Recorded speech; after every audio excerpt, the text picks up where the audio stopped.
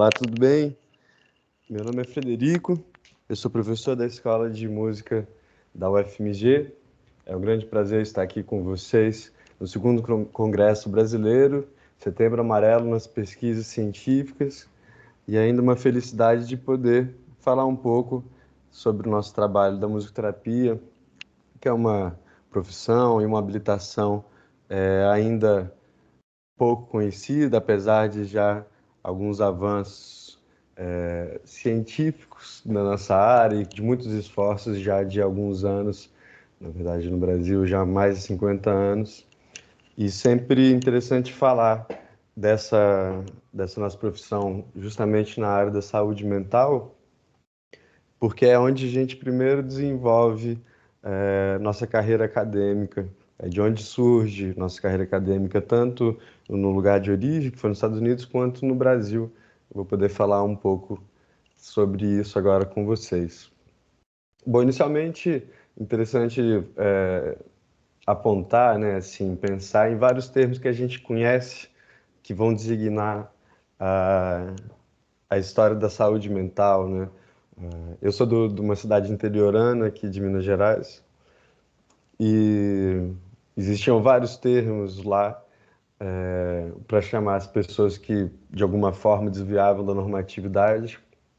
E com o passar do tempo, fui aprendendo outros em outros lugares, com outras aulas que eu dei em outras instituições também, e fiz um pequeno inventário desses termos, né? Louco, alienado, vulnerável, maníaco, lunático, doente mental, usuário, quando a gente vai pensar na rede de saúde mental, no usuário do sistema de saúde, insano, transtornado, fora da casinha, maluco, dentre outros.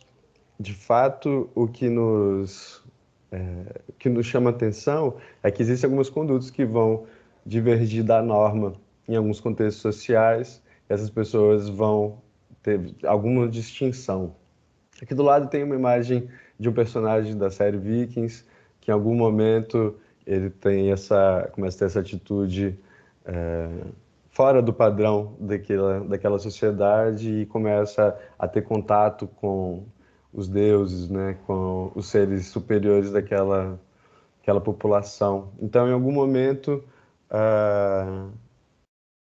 histórico, em algumas culturas, em algumas sociedades, esse pensamento fora, por assim dizer, também faz contato com as divindades, né? Tem uma relação com as artes.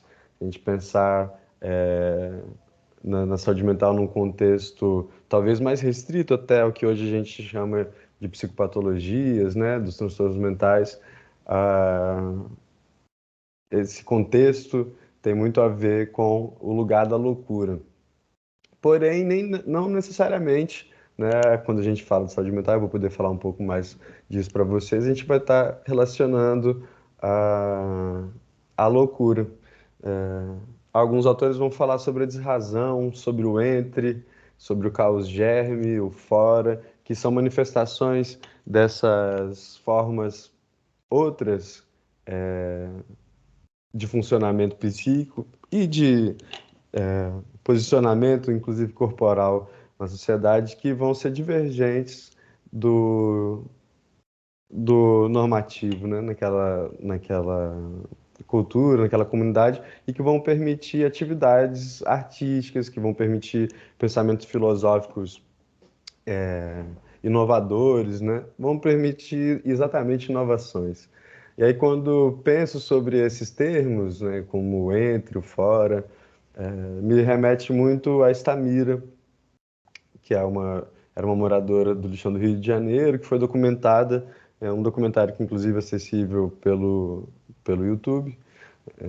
Deixei até o link aqui, se alguém tiver interesse e ainda não conhecer, mas em algum momento ela diz que Estamira é o limite.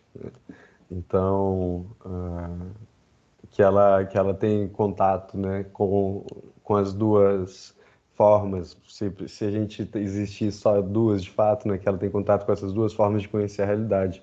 Uma mais desrazoada. E desrazoada não no sentido de não racional, né, mas de alguma outra, com algum outro funcionamento, com outra razão que não a razão que a gente usa recorrentemente. Talvez a gente poderia apontar a razão cartesiana, por exemplo. E aí, quero passar um pouco sobre a reforma psiquiátrica brasileira, onde a musicoterapia também vem se destacando cada vez mais, tendo cada vez mais entrada, e falar um pouco sobre os nossos trabalhos da musicoterapia, né, relacionados à saúde mental aqui no UFMG, que são anteriores à minha entrada, inclusive enquanto professor no curso, mas que vem ampliando cada vez mais. Aqui é um poema, né, a falar sobre a saúde mental. Muitas vezes é mais possível de que a gente alcance os temas que a gente deseja falar a partir de manifestações artísticas, né? Mário Quintana tem um soneto que nos primeiros dois quartetos vai dizer: da primeira vez em que me assassinaram, perdi um jeito de sorrir que eu tinha. Depois, de cada vez que me mataram, foram levando qualquer coisa minha. E hoje dos meus cadáveres, eu sou o mais desnudo, o que não tem mais nada. Arde um toco de vela amarelada, como o único bem que me ficou.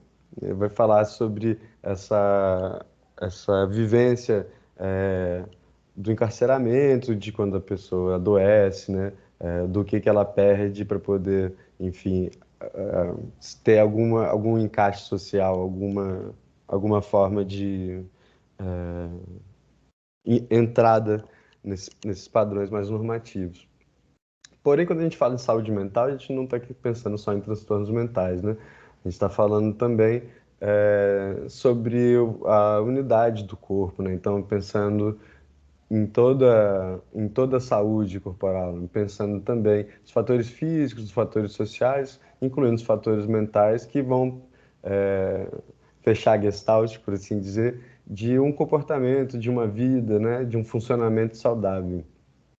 E aí, estratégias de intervenções custo-efetivas de saúde pública interseccionais existem para promover, proteger e restaurar a saúde mental. Então, algumas ações dentro do contexto de saúde mental são no sentido mesmo de, inclusive, de tratamento de transtornos mentais, enquanto outras acontecem no sentido de proteção, de promoção de saúde, né, que vão pensar em estratégias incluindo estratégias sociais, incluindo estratégias vinculadas a outras ações que não exatamente dentro da área da saúde, né? Pensando, por exemplo, como saneamento básico. Esses fatores vão, em grande medida, englobar o que a gente entende como saúde mental.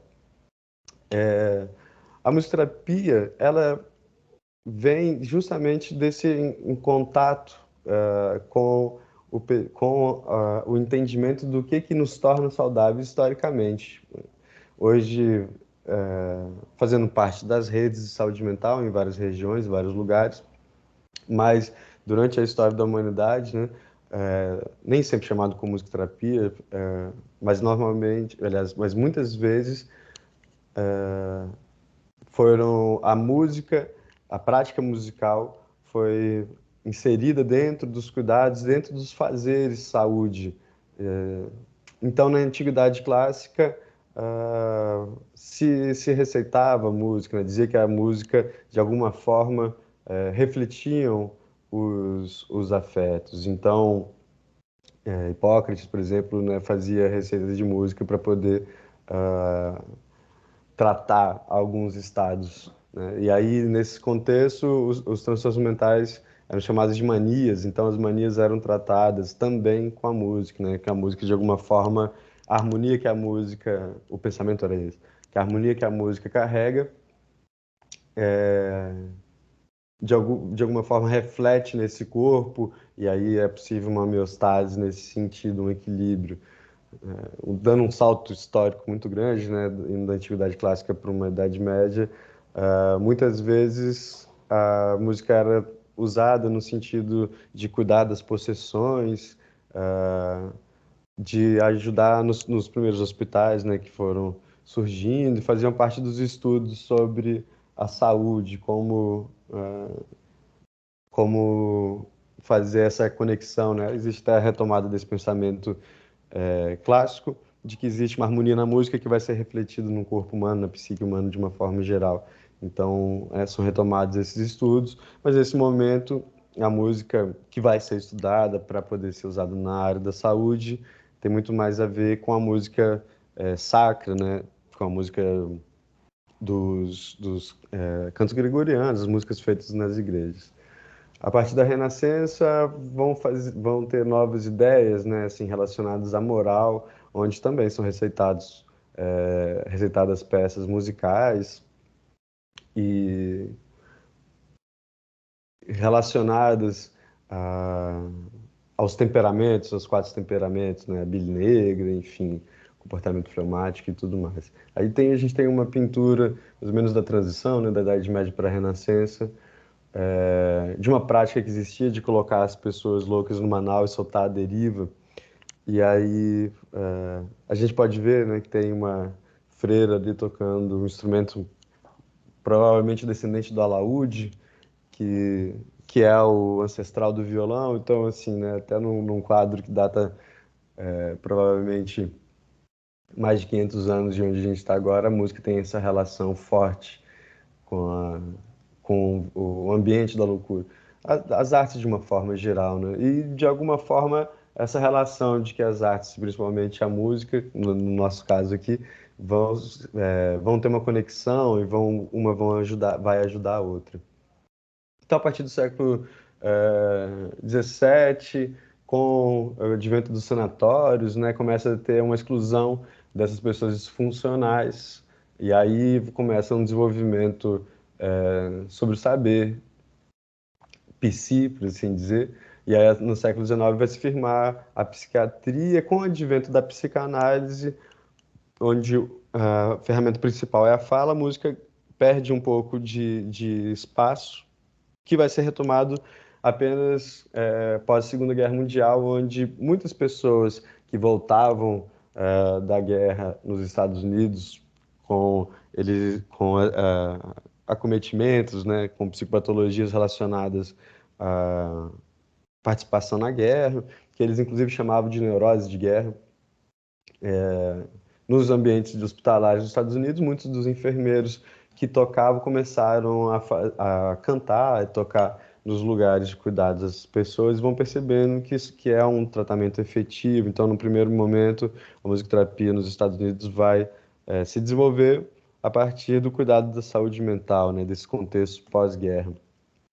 Também existe contato da música relacionado ao álcool e às drogas, que também são adoecimentos que são tratados dentro dos cuidados em saúde mental de uma forma geral, e não necessariamente, né, o uso de álcool e drogas vai caracterizar como uma dependência, que é o caso dos tratamentos, justamente porque, inclusive, historicamente, se tem o uso da papoula, né, com mais de 5 mil anos, maconha, registros com cannabis ativo, né, com mais de 6 mil anos. Enfim, existe um histórico humano, né, de relação com substâncias que alteram o funcionamento psíquico regular.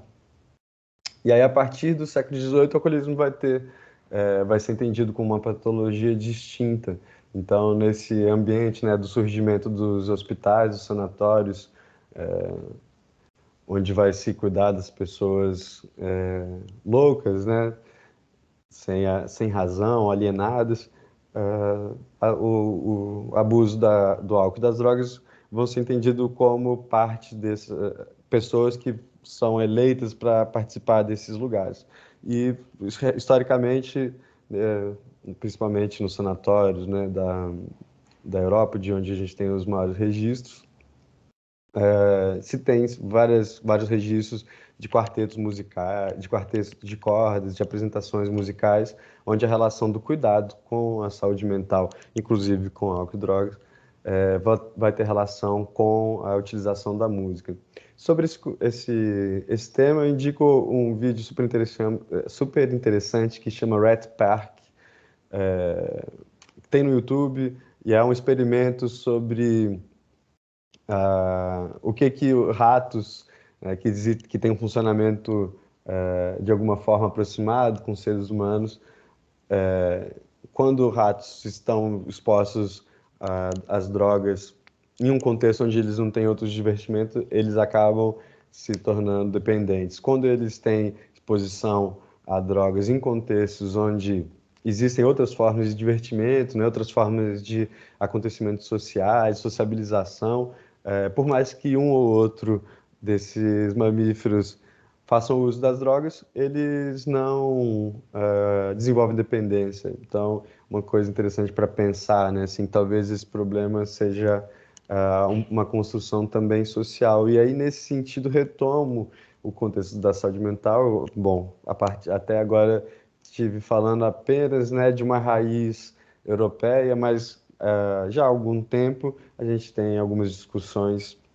onde pontua aí o Frantz Fanon com com esse livro emblemático e tantos outros depois, né, com Peles Negras, Máscaras Brancas, onde vai dizer sobre uma causação social da psicopatologia, e hoje a gente leva em consideração várias outras questões, né, os lugares sociais, os lugares das lutas sociais,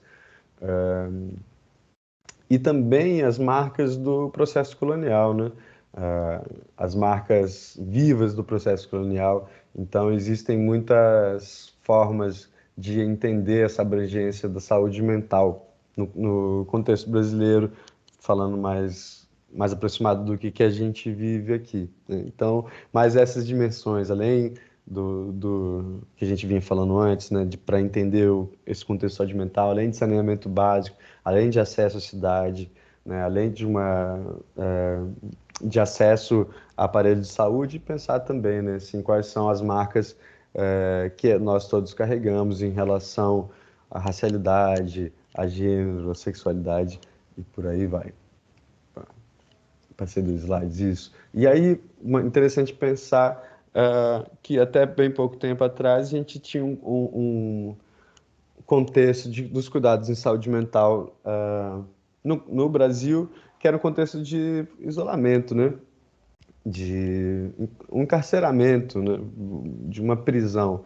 E aí, sobre isso, existem vários locais no Brasil onde aconteceram atrocidades muito grandes.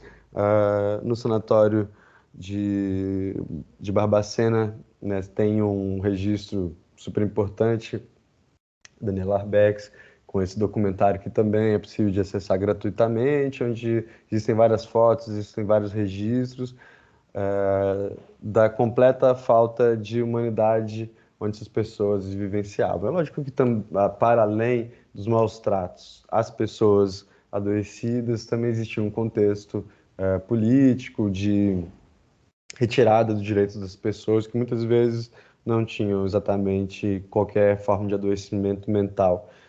E é interessante pensar, né, que a ideia de isolar essas pessoas para um lugar onde fossem reabilitadas, e, na verdade, o que aconteceu era que elas perdiam completamente qualquer espaço de humanidade.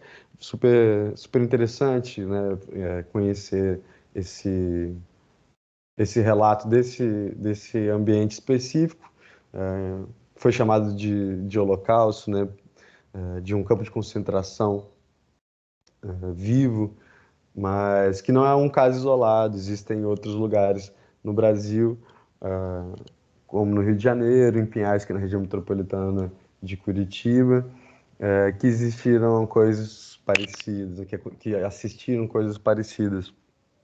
O, esse ambiente hospitalar de Pinhais, chamado Alto Botelho. Hoje ele passou por uma mudança, tem alguns leitos, tem atendimentos ambulatoriais.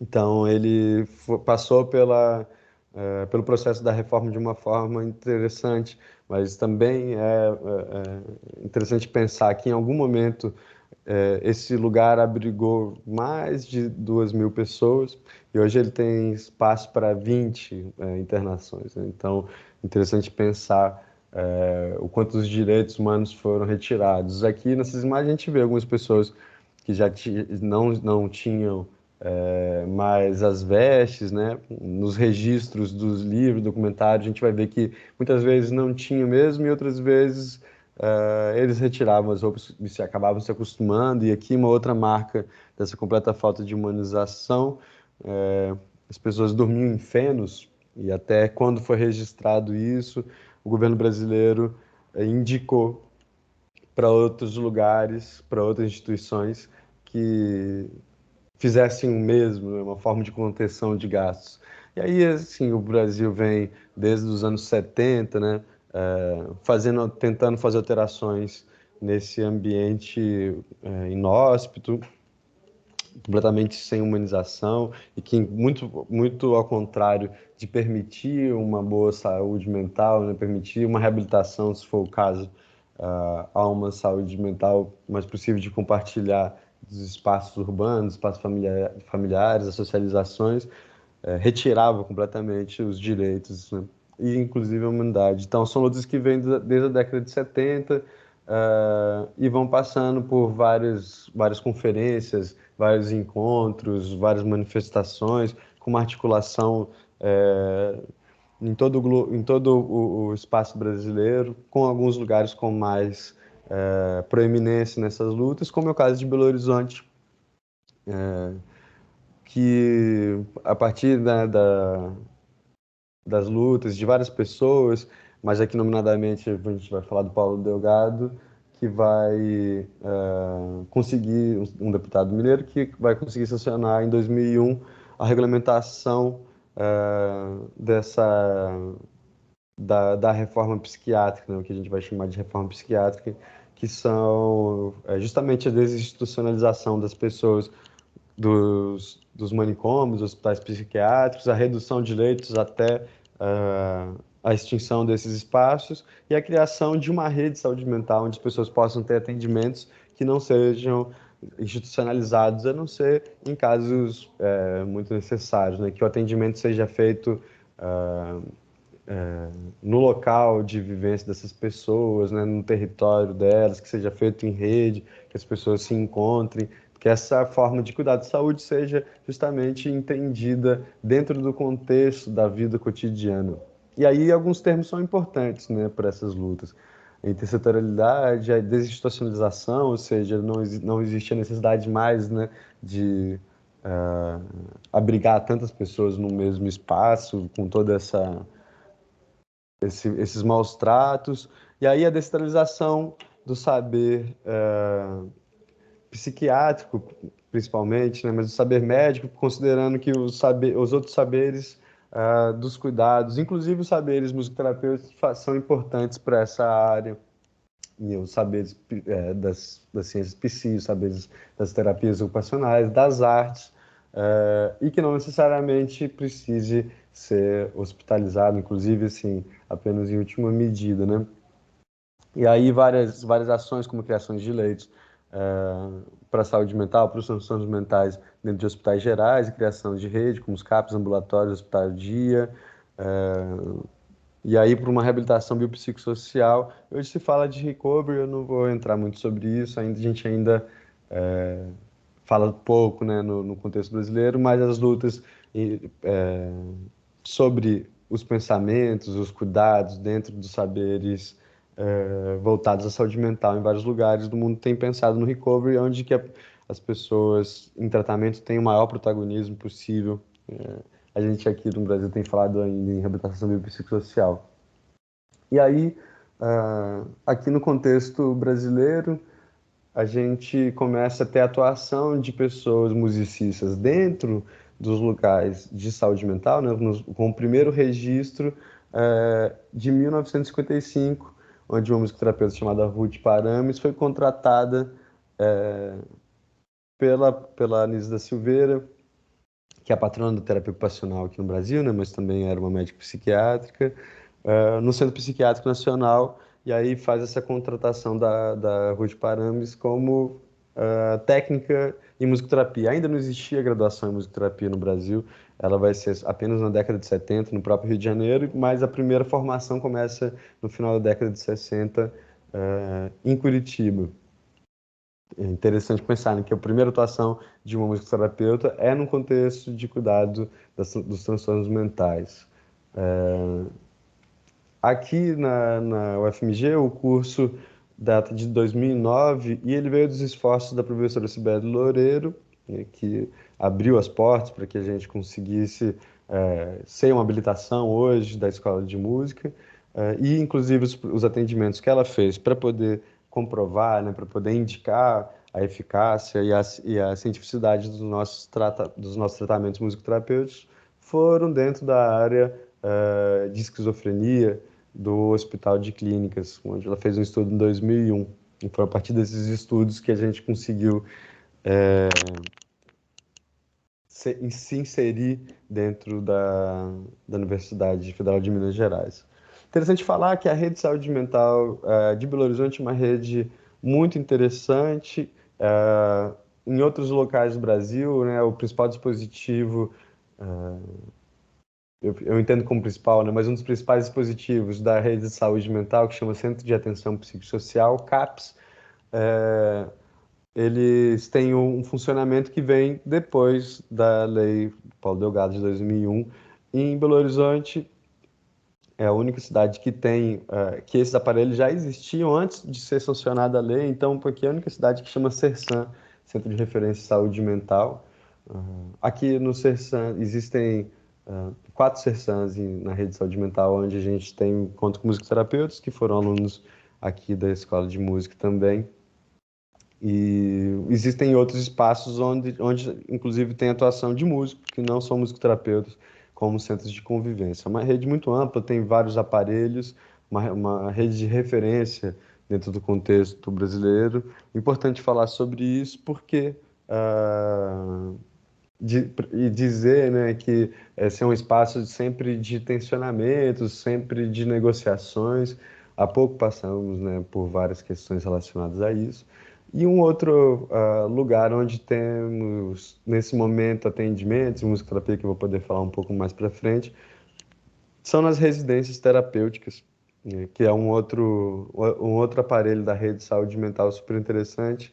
Muitas das pessoas que foram institucionalizadas e foram residentes durante muito tempo destas residências, desses hospitais, manicômios, sanatórios, onde a gente viu aqui as fotos do chamado Holocausto Brasileiro, ao serem fechados esses locais, foram levados a morar em residências terapêuticas. Então, hoje, Belo Horizonte tem mais de 30 residências terapêuticas, e essas residências têm um papel super importante de que essas pessoas ocupem, né, que tenham direito à convivência, tenham direito à sociabilidade, tenham direito à cidade em Belo Horizonte. A gente já teve o trabalho em algumas residências, estágios em algumas residências de residências terapêuticas presentes na rede de saúde mental aqui de Belo Horizonte, mas atualmente, desde o início da pandemia, né, do isolamento social, onde as nossas atividades ficaram remotas, a gente tem feito sempre na mesma residência, porque a gente conseguiu desenvolver uma metodologia que tem funcionado. Então, alguma pesquisa, apesar da musicoterapia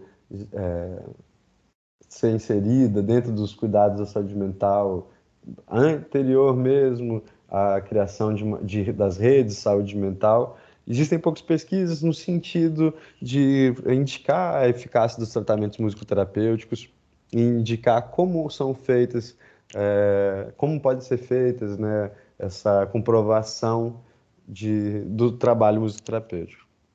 E aí algumas pesquisas têm sido feitas para indicar, para comprovar, para mostrar a eficácia dos nossos tratamentos.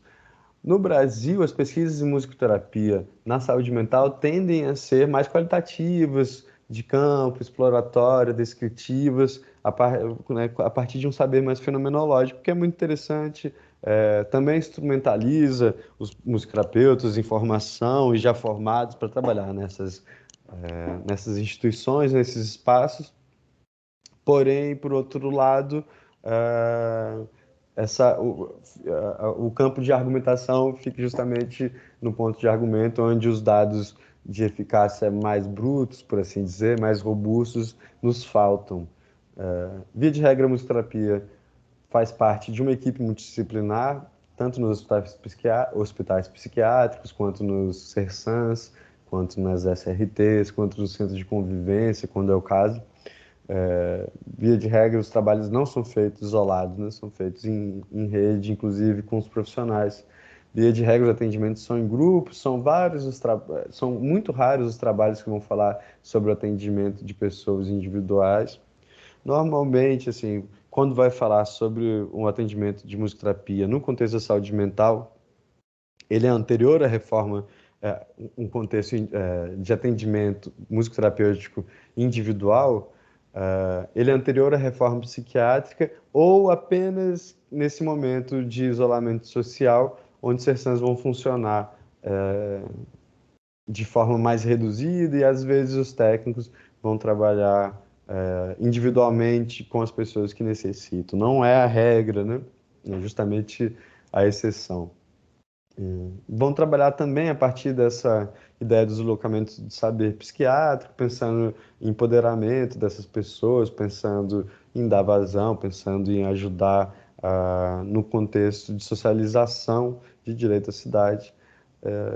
Porém, é um tratamento sempre em equipe, né? Assim, sempre discutido em equipe. Assim, isso não dizendo que tem um aspecto positivo ou negativo, dizendo sobre as características dos trabalhos e também das pesquisas feitas na área de saúde mental de uma forma geral. Fora do contexto brasileiro, existem pesquisas um pouco mais voltadas, né, para essa geração de evidências, por assim dizer, que vão procurar que vão tentar fazer uma sistematização dos trabalhos dentro da área de saúde mental em musicoterapia. Sempre lembrando que saúde mental não é igual a transtorno mental, mas os trabalhos de musicoterapia no sentido de saúde mental vão pensar muito relacionado aos trabalhos clínicos, né, às práticas clínicas dentro dos transtornos mentais. Então, existe evidência de qualidade moderada a baixa de que o uso de musicoterapia associado ao tratamento padrão melhora o estado geral, o estado mental, a função social, a qualidade de vida. Então, assim, existem algumas coisas que vão ajudar, né? Assim, que a musicoterapia já pode indicar como eficiente, mas não a evidência, né? A qualidade da evidência é uma qualidade de moderada a baixa. A gente não tem tantos estudos robustos assim para poder nos indicar com mais precisão. E aí, mas pesquisas são necessárias, especialmente sobre os efeitos da musicoterapia a longo prazo, a relação dose-resposta dessa intervenção. Muito comum também, cada pesquisa dentro da área da musicoterapia vai acionar uma técnica ou duas, e vão ser os trabalhos de intervenção. Então, não existe, é muito raro que existam trabalhos longínquos, né, longitudinais dentro da musicoterapia na saúde mental de uma forma geral, na esquizofrenia e também na dependência química. Eu tenho, nesse momento, desenvolvido uma pesquisa no doutorado do programa de pós-graduação em música mesmo, onde eu pesquiso musicoterapia e dependência química. E agora, a partir de uma revisão integrativa, onde eu fiz tentando entender ah, as, quais são as melhores possíveis de ser avaliadas dentro do contexto do cuidado musicoterapêutico, as pessoas com independência química, a partir de testes psicológicos, né, de avaliações psicológicas. Então, nesses trabalhos não foram incluídos, inclusive, aliás, foi incluído apenas um trabalho brasileiro, a maior parte dos trabalhos são fora do contexto brasileiro, muitos trabalhos, na verdade, americanos, onde também existe uma dificuldade em generalizar esses dados, né, por justamente não termos uma sistematização tanto das intervenções quanto de longitudinal, então onde fica difícil entender quais são os aspectos mais brutos que são possíveis de indicar. Por outro lado, a gente pode entender que a musicoterapia em dependência química tem ajudado as pessoas em diminuir a fissura, né? A melhorar as habilidades de enfrentamento, ter conseguir lidar melhor com os sintomas de abstinência, com a ansiedade, e muitas pessoas utilizam a música para regulação emocional. Eu vou retomar um pouco esse tema ainda, que é um tema que tem sido muito utilizado nos estudos por musicoterapeutas e em musicoterapia. E aí a gente tem várias experiências, né, dentro desses cuidados. Então, a gente pode indicar que a musicoterapia tem ajudado principalmente a lidar com os sintomas da dependência química em alguns aspectos, mas ainda não é possível generalizar quais são esses aspectos. Aqui dentro da musicoterapia no FMG, a gente tem um projeto de musicoterapia na saúde mental. Esse projeto foi aberto pela professora Marina Freire, com alguns alunos que tinham interesse em participar dos atendimentos de musicoterapia na saúde mental. Dado minha contratação em 2018, eu assumo, e aí a gente tem algumas ações para além dos CERSANs, onde já existiam os atendimentos antes, né? A gente já teve atendimentos nas residências terapêuticas, no serviço de residência terapêutica, é bem interessante, porque aí ele é voltado também para a socialização da casa, para as relações dos moradores dentro daquele contexto, dos moradores com as técnicas e os técnicos que trabalham naquele ambiente, a relação dos técnicos entre eles. Enfim, a gente faz um trabalho mais amplo, né, mais ecológico, por assim dizer, e não voltado, e talvez, inclusive, né, mais no sentido de saúde mental do que voltado aos transtornos. A gente já teve um trabalho também no ambulatório de esquizofrenia, que tinha a ver com lidar com a sala de espera para os atendimentos. Foi um trabalho muito interessante que durou apenas 6 meses, e também no programa antitabagismo da UFMG. Agora, dentro do período de isolamento social, a gente teve 2 semestres de atendimentos que a gente chamou de música na cabeça. Foi um atendimento a alunas e alunos dentro das graduações, independente de qual graduação fosse, que podiam participar. Eram atendimentos semanais, síncronos a partir do Zoom, no sentido de justamente desenvolver técnicas de enfrentamento aos sintomas negativos, né, causados pelo isolamento social. São algumas ações que a gente já teve, né? Dentro do Sersan, a gente chegou em algum momento a atender 5 Sersans ao mesmo tempo. Nesse momento a gente não está atendendo justamente por conta das dificuldades com o isolamento social. Esse é o meu projeto de pesquisa atual, né? Estou no segundo ano de pesquisa. O projeto chama Protocolo de Avaliação na Terapia de Grupo em Música, na Dependência Química, e a ideia é construir tanto um protocolo de atendimento quanto de avaliação para os tratamentos de musicoterapia dentro da dependência química, no sentido de que a gente consiga fazer mensurações, né? Que a gente consiga entender os trabalhos musicoterapêuticos nesse contexto. Inclusive, assim, um dos indicativos é que não é possível construir um protocolo, né? Existe essa possibilidade, mas os esforços são em construir algo nesse sentido, que nos dê mais materialidade para os tratamentos, né? Que a pesquisa possa ser um pouco, possa produzir algo para conseguirmos ter mais robusteza em pesquisas futuras. Esse o projeto passou pelo COEP da UFMG e acabou de ser aprovado pelo COEP da Secretaria Municipal de Saúde. Então, bem possivelmente, agora a gente começa a fazer a parte prática dos atendimentos. Também passou no Programa Institucional de Auxílio à Pesquisa de Docentes Recém-Contratados, então recebe esse fomento do PRPQ, da Pró-Reitoria, né, de Pesquisa aqui da UFMG, que possibilita uma iniciação científica. Então, nesse momento, a gente tem a ajuda do Guilherme Rezende, que também tem desenvolvido sua iniciação científica nesse contexto.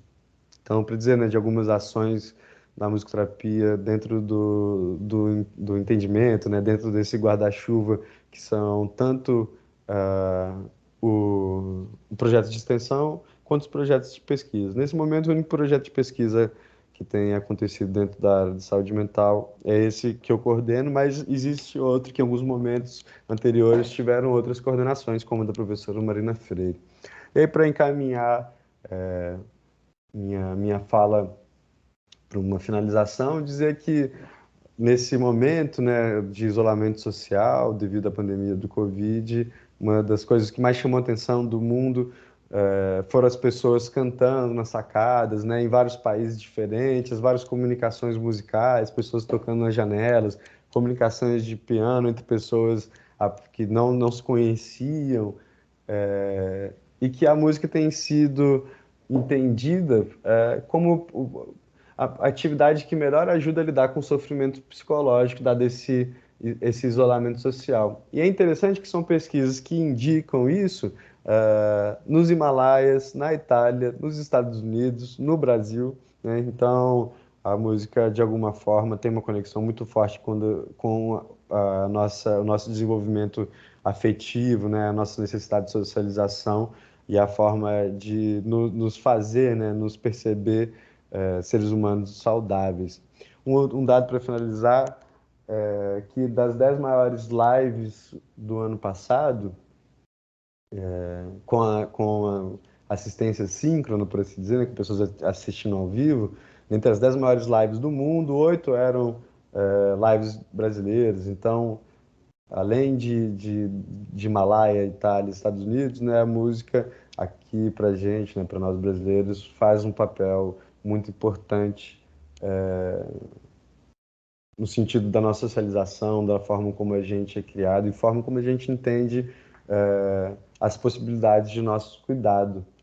Então, com essas palavras, queria agradecer novamente ao convite, dizer que fiquei muito feliz com o chamado para o segundo Congresso Brasileiro Setembro Amarelo nas pesquisas científicas. Espero poder ter podido contribuir com vocês.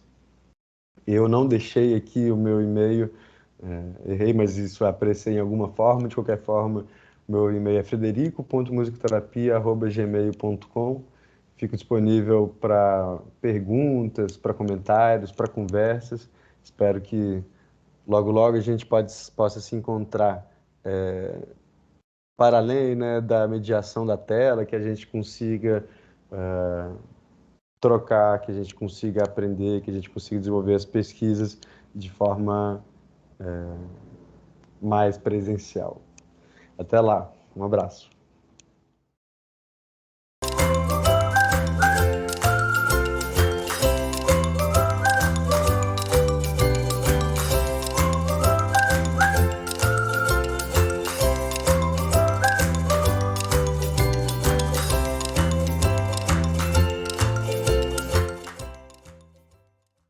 O sofrimento é individual, mas todos podemos ajudar. Uma sociedade mais fraterna depende de todos. O CVV está disponível e oferece apoio emocional 24 horas por dia, acolhendo sem julgamentos.